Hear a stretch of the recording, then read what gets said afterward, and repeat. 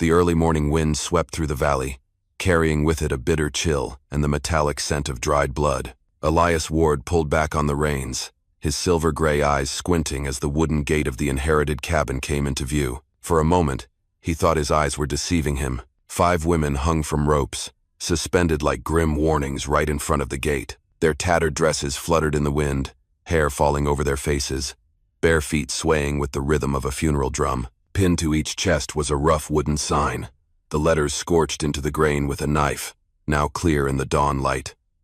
"This ain't your land. What belongs to Morrison will always belong to Morrison." Elias tightened his grip on the reins, his throat suddenly dry. This land had been left to him by Uncle Jeremiah, a chance at a new beginning after the long years of war. But what greeted him was not the warmth of a frontier cabin. It was 5 lifeless bodies hung like a punch straight to the gut. His horse neighed loudly, restless. Elias swung himself down, his boots landing heavy on the frozen ground. He stepped closer, calloused hand trembling as it reached for the neck of one of the women. A faint pulse responded. Then another. Still breathing. In that cold wind, a spark lit deep in Elias's chest. This was no longer about inheritance. This was a bloody challenge from a force looking to devour this entire land. And if he chose to cut those ropes, it meant he was stepping straight into a storm that was bound to swallow everything in its path, even if it cost him his own life. Thank you for letting me share this story with you tonight.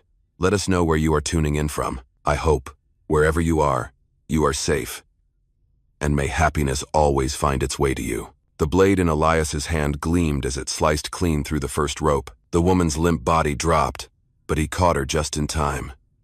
Her neck bore the angry red mark of the noose, her breath faint but still there. Without stopping to think, Elias moved from one to the next, cutting each rope, lowering all 5 of them gently to the ground. They lay in a row before the cabin gate, their bodies ice-cold from the night air, but a few eyelids fluttered, caught between pain and unconsciousness. He flipped the knife and began cutting the bindings on their wrists and ankles. His hands trembled as he saw the bruises, flesh battered and stained, lashes crisscrossed like some cruel verdict etched into skin. Whoever did this had meant for them to die slow, to die in pain, and more importantly, to die as a warning to anyone foolish enough to set foot on this land. One by one, he dragged them under the cabin's front awning. Inside, it was pitch black, dust thick as mourning cloth, but there was enough room for 5 broken bodies to lie down. Elias lit a fire.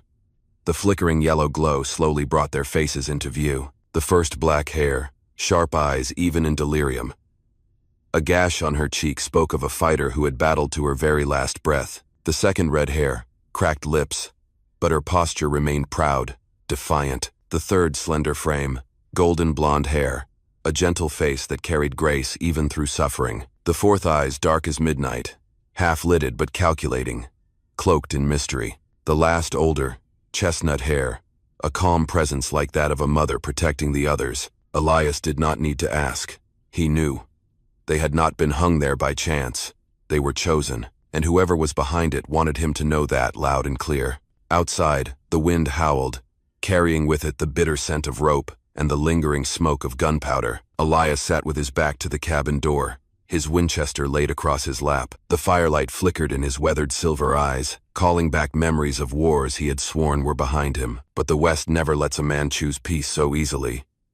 Uncle Jeremiah used to say, "Land is not just bought with money. It has to be held with blood." And now, that truth stood plain before the cabin gate, in the form of 5 trembling bodies. In that still silence, Elias understood. There was no turning back. If he saved them, he would have to face the kind of men who could hang women like flags at a gate. And if he left them behind, he would no longer be a man. A hoarse, ragged cough shattered the silence. The black-haired woman opened her eyes first, flames flickering in the dark. Her neck was bruised deep red, her voice raw and broken, but it still came out like a command. "Do not leave us behind." Elias knelt beside her, gently pouring sips of water from his canteen into her parched mouth. She drank like she was swallowing life itself and all the despair that came with it. Once her breathing steadied, she sat up, her gaze sharp as a blade cutting straight through him. "Do you realize you are walking straight into a storm?" Before Elias could answer, more groans echoed through the cabin. The red-haired woman pushed herself upright, fury flaring in her piercing blue eyes. The blonde stirred awake, exhausted, but her hand clung to Elias's shirt, desperate for anything to hold on to. The older woman moved quietly, helping each of them, her steady presence revealing what Elias already sensed. She had been the one holding them together through hell, the cabin filled with ragged breaths and the soft crackle of fire. Elias poured more water, shared scraps of dry bread. No one said much, but their eyes all carried the same message: watchfulness and a test of trust. At last, the brown-haired woman spoke.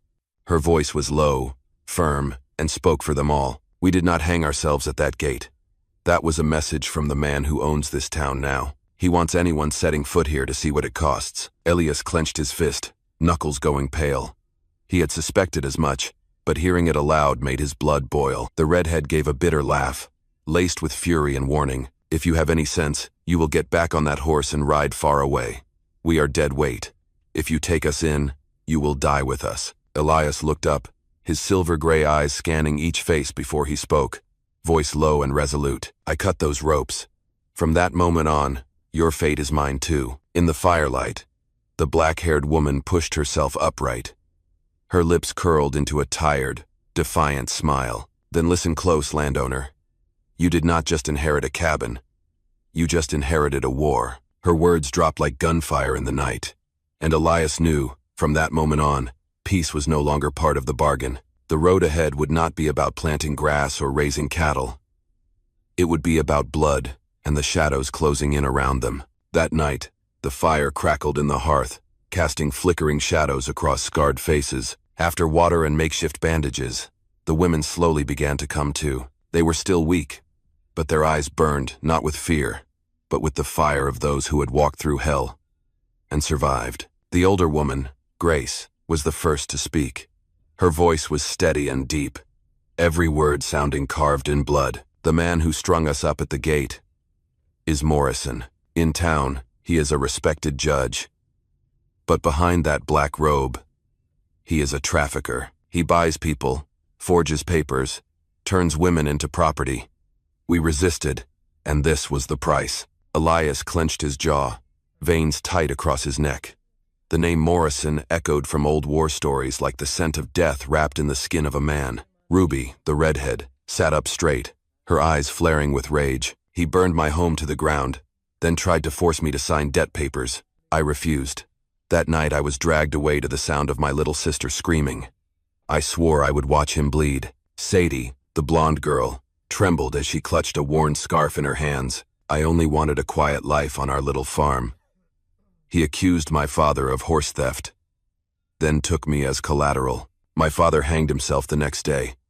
I have nowhere left to go. The firelight danced in the dark eyes of Violet, the quietest of the five.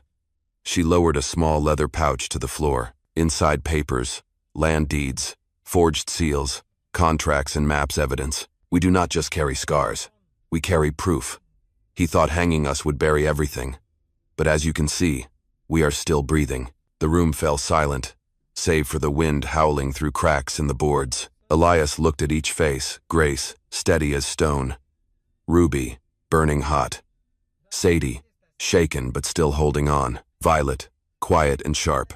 And Clarabelle, the black-haired one, silent as a coal about to catch flame. Clarabelle leaned toward Elias, her eyes glowing in the firelight. You thought you came here to claim a cabin. But this land, this is a battlefield, and Morrison does not allow bystanders. You cut us down. That means you chose a side. Elias said nothing. He simply reached forward, adding another log to the fire. The sparks leapt up, lighting the worn, weathered face of a frontier man. In that silence, he knew one thing for certain: his past had finally caught up to him, and fate had bound him to these 5 women, in a war that was no longer theirs alone. Thank you for being here. If this story stirred something in you, memories of dusty afternoons, the sound of hooves echoing in your chest, consider subscribing to my channel. So every day, we can sit together once more, and I will tell you another tale from the West. The next morning, the valley was cloaked in a thick, heavy fog. Elias sat on the porch step, holding a steaming cup of coffee, his Winchester resting beside him. He could hear every faint breath from inside the cabin, every small movement from the women who had just escaped the noose. But that fragile moment of peace did not last long. In the distance, hoofbeats echoed.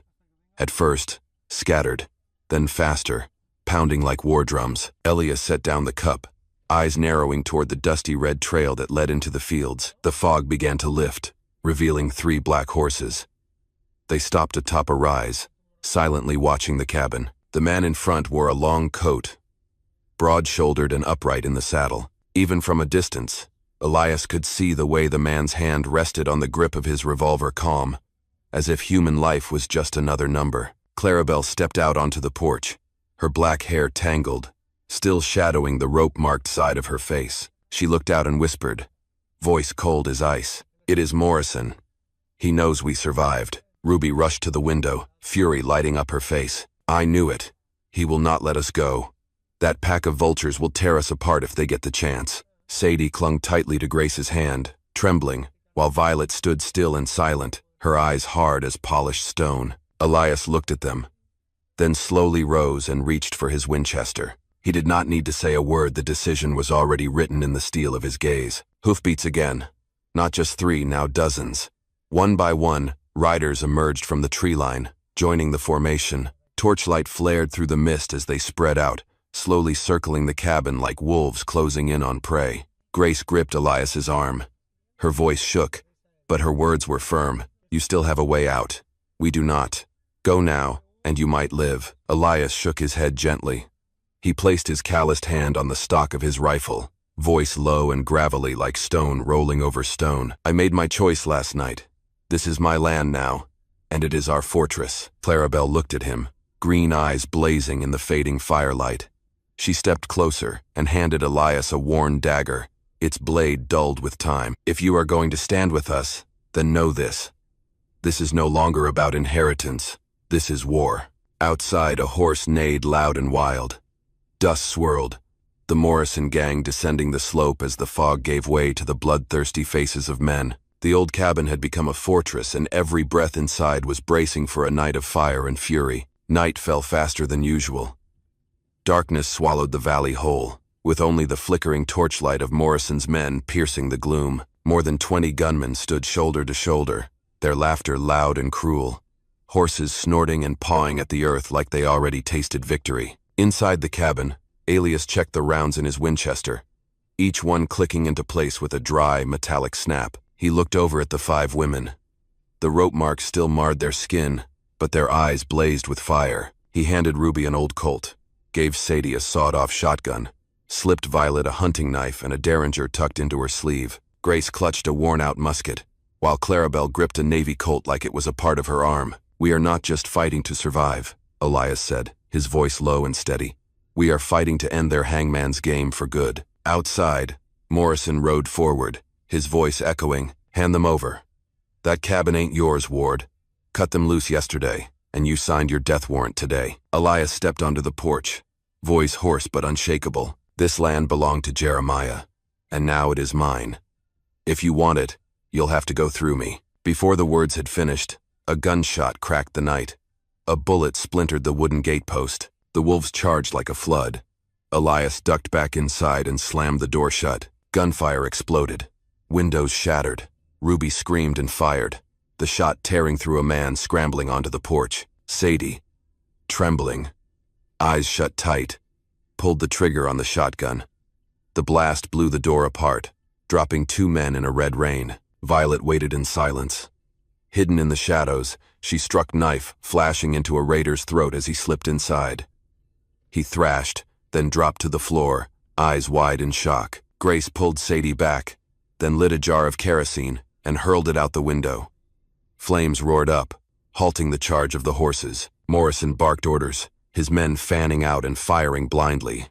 Bullets ripped through the walls, gun smoke thick in the air, wooden shards flying like knives. Elias dropped low, calmly working the Winchester's lever. 1 shot, 1 rider falling. In the chaos, Clarabelle rushed to Elias's side, firing 2 shots.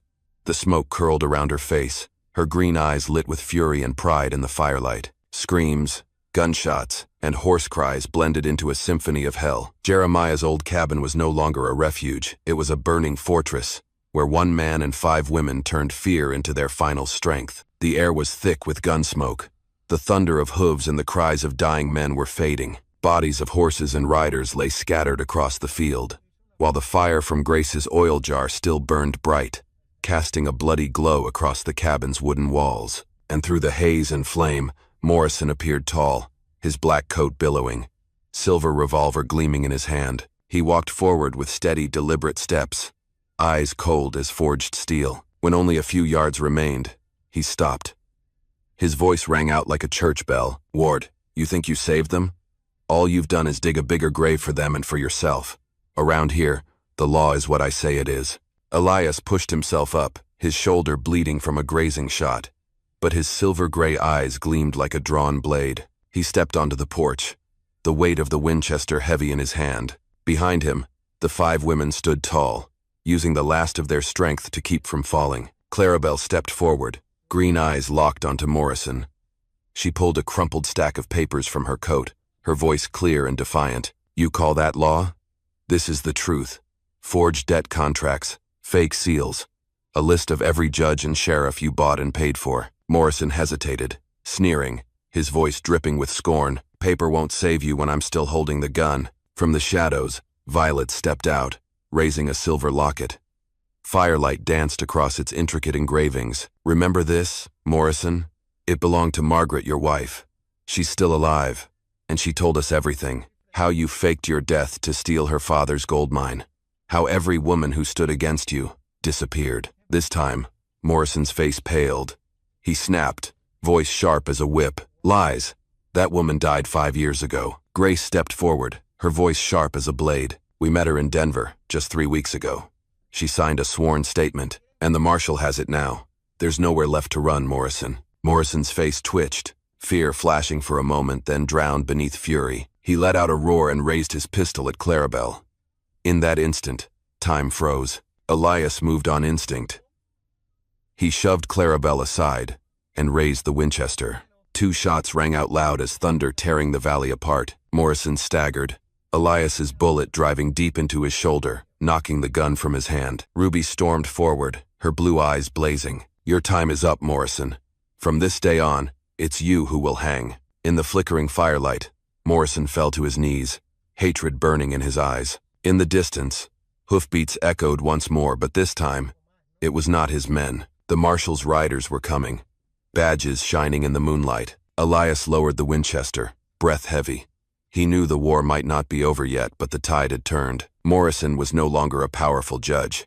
He was just another trembling criminal, finally face to face with the justice he had long denied. The moon hung high, casting silver light across a valley still thick with the smell of gunpowder. Morrison was dragged away, his hands bound tight, his twisted face frozen in powerless rage. The few henchmen who had survived lowered their heads, unable to meet the eyes of Elias or the 5 women they had once strung up like warnings. Marshal Thompson stepped forward, silver-beard, eyes sharp as whetted steel. He gave Elias a solemn nod, then turned to Grace, Clarabelle, Ruby, Sadie, and Violet. "Justice may come late, but it comes. You did what no court dared to do. You survived, and you testified." Clarabelle raised her head, black hair falling over the rope mark on her cheek. Her voice was quiet, but solid as stone. "We didn't survive by luck. We survived because he cut the rope." All eyes turned to Elias. He stood still, blood seeping through his shirt, face weathered in the fire's dying light. He said nothing, just bowed his head. He had never expected to find meaning in a piece of inherited land, but now, the cabin was no longer a refuge for a lonely man. It had become the stronghold of justice held up by trembling hands that refused to yield. 3 days later, when the town had settled, Elias rebuilt the cabin gate. The rope that once threatened life had turned to ash. Together, he and the 5 women hammered boards, raised walls, piece by piece. With every nail driven in, they were not just building a house, they were shaping a family born from the frontier. Sadie replanted the little garden out front, her hands frail but determined. Ruby took charge of the horses, her fiery eyes shining as she watched them run. Violet spent hours sorting documents, preparing evidence to send to the courts. Grace kept the books, her voice stern yet warm, like a mother guiding the rest. And Clarabelle, she stood beside Elias each evening, her green eyes catching the last rays of sunset, a fire that refused to die. One night, by the fire, Elias looked around at them. His voice was hoarse, but strong, like a log splitting in the hearth. Some ropes are made to kill, but when you find the courage to cut them, they become the ties that bind. I thought I inherited a cabin, but the truth is, I inherited all of you. No one answered. Only Clarabelle placed her hand gently on his, her eyes glowing in the dark. And in that moment, Elias understood this wild land may be full of smoke and betrayal, but it is also the place where, through ashes and blood, people find trust again, freedom again, and family. The little cabin stood beneath the moonlight, no longer a symbol of Morrison's cruelty, but a fortress raised by those who dared to stand tall against the dark. My friend, out here in the West, land can change hands, guns can change owners, but justice belongs to those who never turn their back on one another. And sometimes the most valuable thing we inherit is the chance to become someone better. I hope you live with joy and peace in your heart. That is all I ever want from you. I love you. It has truly been an honor to share this story with you tonight. Tell me what you thought. Leave a comment below. Type the number 1 if you enjoyed this story. And do not forget to subscribe so you will not miss the next gripping tale from the Wild West.